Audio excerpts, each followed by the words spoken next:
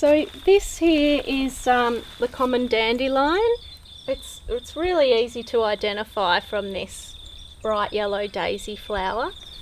It's probably one of the most well documented of the edible weeds because it's so easy to identify and because it's one of the most nutritious weeds around. You'll notice the seed head, that's quite easy to identify.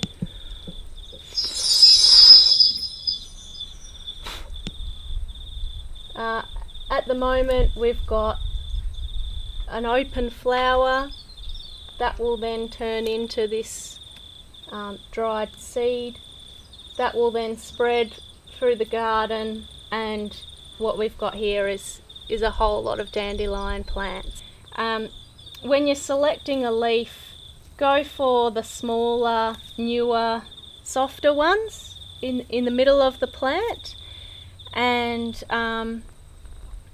rather than having a whole lot of dandelion in your salad, I encourage people to get a little bit of lots of different weeds and other lettuces and things, because you're not eating this for the flavour, you're eating this for the nutrients. So tell me what you think. All right.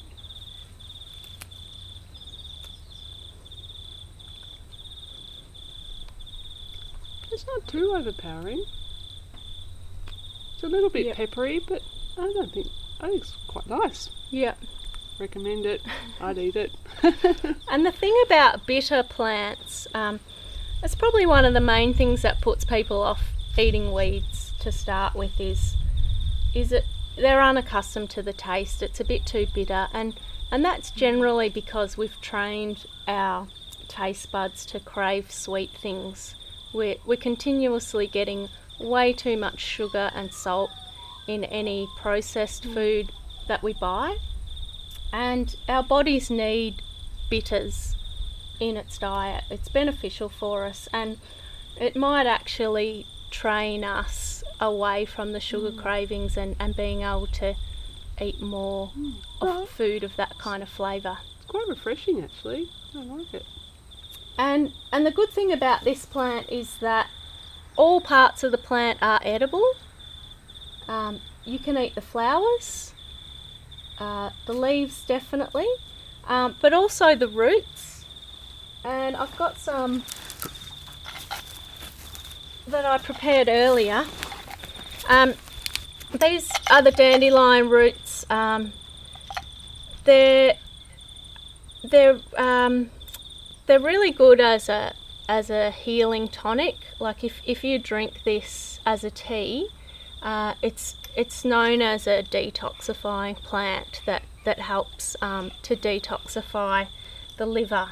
I've seen that sort of sold like as a coffee substitute. Is that sort of right? Yeah. So this is just the natural roots that have been roasted. I can smell it from here. Yeah. Wow, that's amazing. And if they're still quite white, if they were to be roasted a lot darker and a lot more crumbly, then you could grind that up into a coffee substitute. But I will use that in herbal teas with other weeds and other herbs, just to get the medicinal benefits of that. It's a bit smoky. Yeah, it can add quite an interesting flavour. When you're foraging your dandelion, it's best to go for these newer, smaller leaves from the centre of the plant. They'll be more palatable, probably a little bit less bitter, and it's a really good plant to start foraging with, because you can't get in trouble with this one. There's no danger in foraging dandelion. There's only one plant that looks quite similar, and that's this plant right here, which is the flatweed or cat's ear daisy. It's similar in its flower. That's the cat's ear flower. That's the dandelion flower. The leaf is quite different. So that's furry like a cat's ear, whereas the dandelion is smooth and glossy and has this really tooth-shaped leaf. It's fine if you ate the flatweed. It's perfectly edible. It's just not as much of a nutritious plant as the dandelion. It contains a lot of iron in the leaves. It contains a lot of different vitamins, and it's just, yeah, as I said, one of the most nutritious plants there is.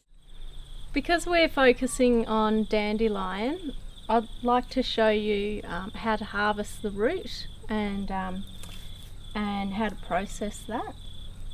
So we're in autumn now. That's probably the best time to do your dandelion root harvesting.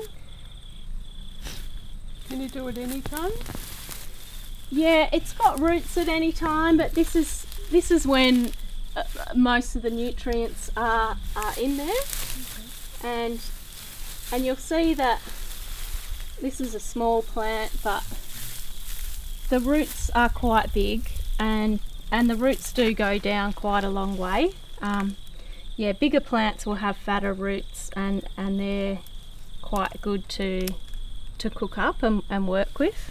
But any plant that has roots that long, that's an indication of it's able to bring a lot of nutrients up from the soil, and it will have a lot of the nutrients in the foliage, which is the benefit. So you wouldn't eat that raw though, you'd have to cook that? Yeah, the roots you have to cook. So I would clean that and peel it and then cut it up finely and roast it, and then you can use it as your tea or coffee substitute. So you're roasting it in the oven? Now there's a few different ways you can do it.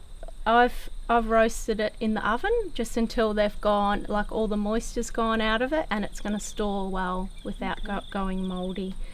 The ones that I have for this year, I roasted those on an open fire, so that's got the smoky taste in it. Okay, so like on a hot pan? Yeah, on a pan. Yep. You can keep turning them. Yep. With dehydrator? I reckon you could do it in the dehydrator as well. Okay. Yep, that would work. Now with the leaves, one of the best ways that I try and incorporate dandelion into my diet in as many different things as I'm cooking. I have it raw, I add it to cooked things like scrambled eggs or quiches or soups. But I'd also happily add it to a herbal tea or a smoothie or a salad. But I just, rather than having a whole lot of dandelion in one go, I like to get lots of different weeds mixed in together. So Kyla, if you just bring that salad that we prepared earlier, I'll show you how I usually harvest is a bowl and a pair of scissors, and you can just go around the garden, collect some flowers, collect some leaves, collect the best bits of the plant, and just add those in.